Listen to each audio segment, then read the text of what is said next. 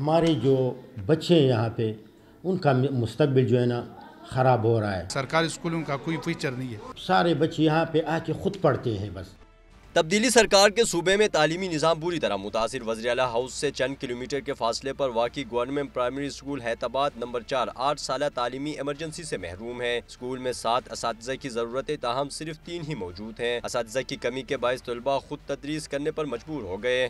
تقریباً 1 سال سے زیادہ ہوئے ہے کہ اساتذہ کم ہے اور ہم اپنے دوست ساتھ مل کر بیٹھتے ہیں اور سبق سیکھتے ہیں۔ برائے مہربانی ان بچوں پہ رحم کرے اور ان کے لیے جو ہے نا کسی دوسرے اسکولوں سے ٹیچرز کا بندوبست کرے، کیونکہ یہاں پہ 364 بچے ہیں، ان کے لیے کم از کم 9 ٹیچر چاہیے۔ یہاں پہ 3 ٹیچر ہیں، 9 ٹیچر اور 3 ٹیچر میں بہت فرق ہوتا ہے۔